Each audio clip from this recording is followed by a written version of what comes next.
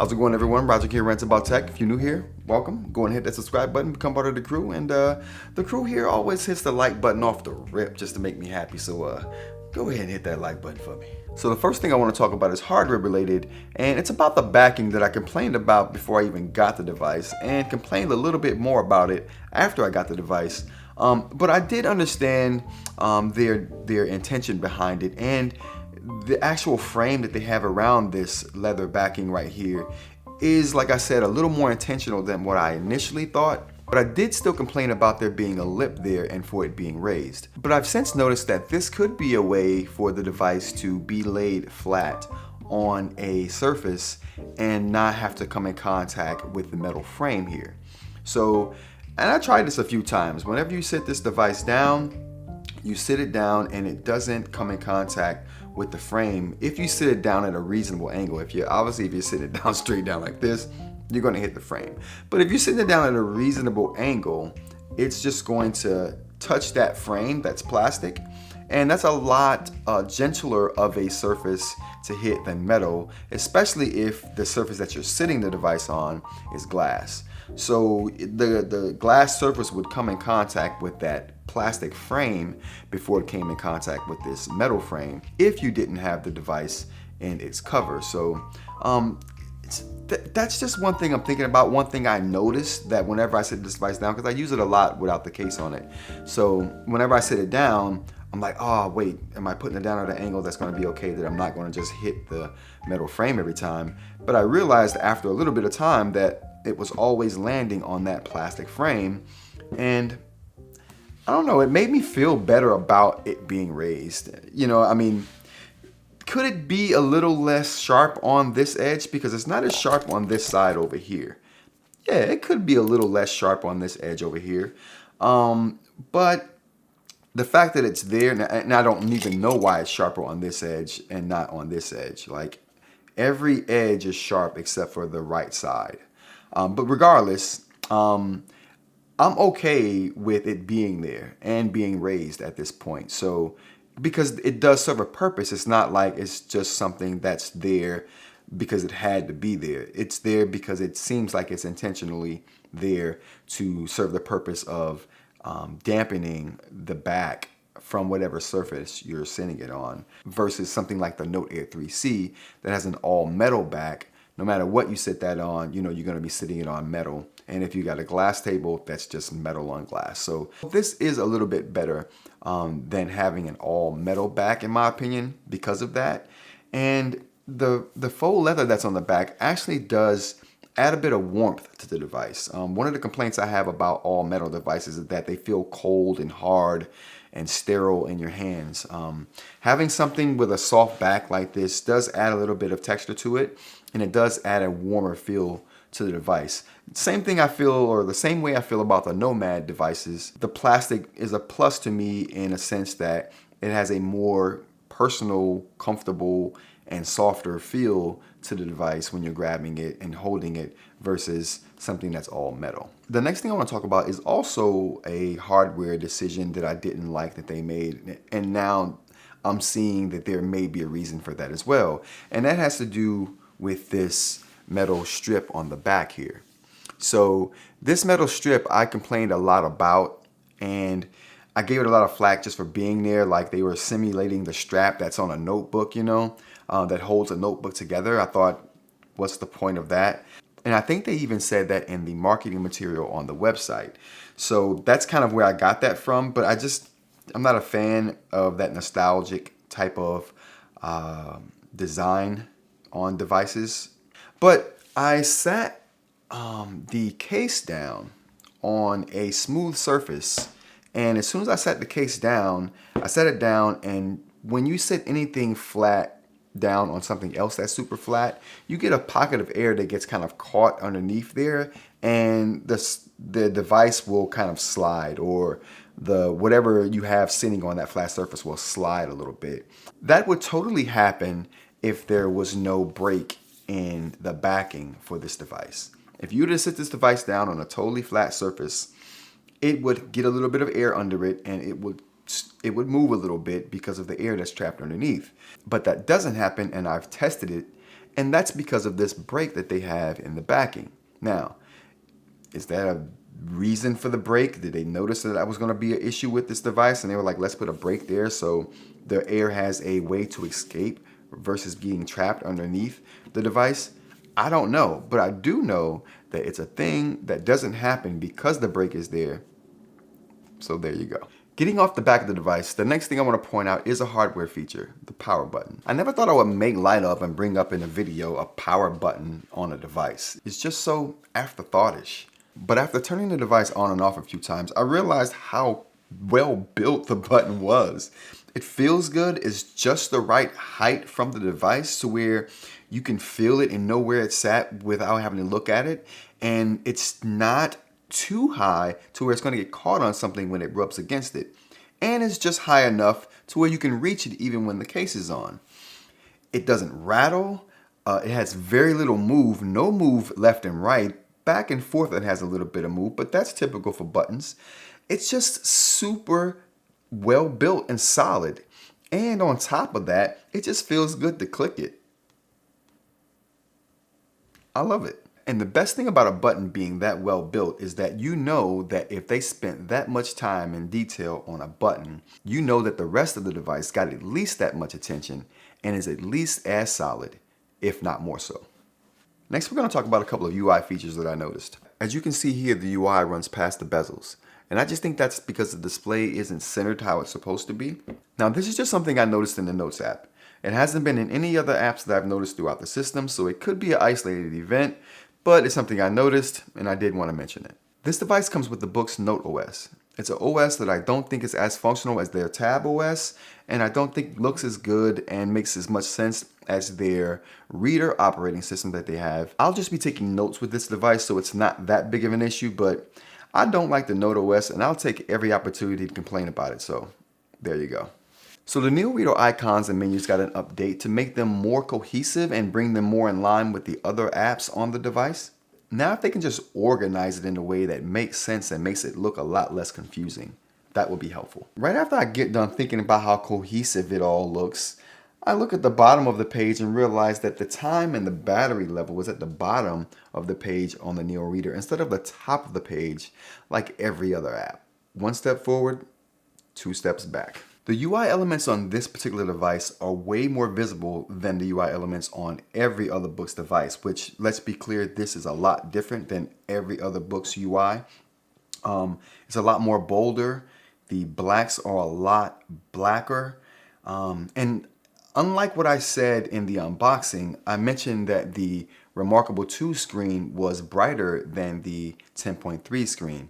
I've since gotten a better look at it and realized that the Go 10.3 screen is a tad bit lighter than the Remarkable 2 screen. Along with all the bold, dark elements in the UI comes a lot of ghosting. Something that I've heard a lot of people mention, but I think that anytime you have this much ink being displayed on a screen, you're going to get a lot of ghosting. So, and if I'm right about the amount of pigment that's in this particular display, there's no wonder it has a distinct amount of ghosting. With that awesome contrast comes some really gnarly artifacting. One thing I've been wondering since I've been thinking about how much pigment is in this particular display is also if white pigment can be displayed to make the screen look whiter when it's on. Something I've been thinking about. Next, I have some app features I want to bring up. First among them being the Calendar Memo app with its humongous memo section. This expanded memo section makes me think that Boox is planning something bigger for its calendar app. They've already added more tools to the app, and with this bigger memo section, it makes me think that they're going to do bigger things with the widget on the Tab OS. Can't wait to see it there. I would also like to see them have better integration with the Notes app in the calendar, which makes me think of something someone said in the comment section. They mentioned how they use the actual calendar app as their home page, which also made me think of Ed and how he uses the Supernote calendar as his home page. So I'm playing with calendar apps as home pages now, just to seeing what they can and can't do, and adding better Notes integration in the calendar app and the Boox ecosystem will go a long way to making it way more functional. Next up is thumbnails in the Pages view. Thumbnails have always been at the top right-hand corner right here where you can change the page number. And you can always click on the middle there, the numbers, and get a view of all of your pages. But on this particular device, you get a view of all of your pages as thumbnails and a pane that slides out. And that pane keeps you in your note, which I think is one awesome addition to add to this particular option. You can expand this pane to be a whole page so you can see more of your pages as thumbnails. These thumbnails can also be named to make them searchable in the search pane. So along with being able to see your pages and being able to rename them, you can also create tags and use those tags like headers a la Supernote style and browse through your pages that way. You can do this by going to anything you want to make a header and selecting it. I've already selected that and made it a header, but we'll just go over it again. So I've selected it, and now I can go to tags, and I'll just make that header as it is a tag. So I'll just go to OK. And now that I've okayed that and made it as a tag, I can go to that pages view that we saw here, and I can go to tags, and you can see that that tag is right there. And I use that as kind of like a header style function to where I can skip between my subjects by headers by just simply making a tag and then viewing them in a list through the pages view pane. I'll be going over more functionality of that pages view pane. So go ahead and get subscribed if you're not already and you don't want to miss that. It's some really interesting, unique stuff going on there. All right. Next up, we're going to talk about some writing features that I noticed. And the first among those is going to be the gesture to switch tools. So if we go to settings down here and then we go to our gestures app, we have our bottom gestures. So you can pick whichever one of those you want to be this particular tool switching gesture. And this gesture is going to basically switch your tool from marker to eraser with that simple swipe. Very cool tool to have. So the first thing you're going to want to do is, like I said, pick which gesture you want. Whether you want it to be the bottom left, you want it to be the bottom middle, or the bottom right. So I would typically probably do the bottom left because that's multitasking and I don't really need that one. But you go to there and it gives you a whole list of shortcuts that you can use that gesture for. And at the bottom here, third from the bottom, you'll see eraser/brush switcher. And it's only valid for the Notes app. So we're going to put that there. And we're going to go to our Notes app. And we're going to drop back into our note here. Down here, I'm going to go write something. And we got hello world there. And I'm going to do that gesture. That should switch me from pen to eraser. And it did. And then I do the gesture again, and I should be at pen. Wow, very nice. I think that's a very cool tool to have, especially if you don't have a pen with a button on it. It's an easy way to switch back and forth between eraser and marker. Now, what would be really nice if they let you switch between what type of eraser you would be switching to. That would be awesome if you could customize that little section or customize what marker you wanted to switch to. So maybe it's just whatever default marker you're using and maybe whatever default eraser you're using. Let's see. I'm going to change my default eraser to lasso. And my default marker is going to be that right there. So let's go ahead and erase this so we can get started here. All right. So we'll erase that and we'll do it again.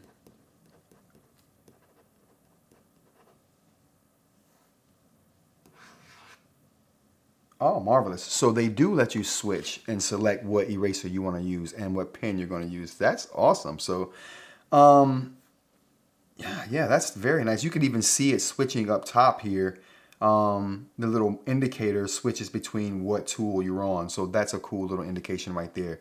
Very cool gesture to have in your toolbox. All right, so next up we got the selection tool. And if I select something with the selection tool here, and we'll just select that, I get an AI marker right here.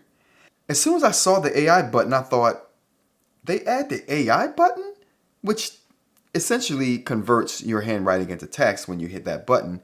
But I'm thinking, if they added the AI button, why didn't they add a cut, copy, paste, tags, links, all of those tools to the selection site as well? Why just add the conversion tool? I don't understand that, but come on. If we can add the AI tool here, Let's go all out. Sort of like what the eReader does. Like if I were to circle something here, I get all kinds of tools down here. I get the linking tool, the share tool, the AI tool, the headphone tool, the search tool.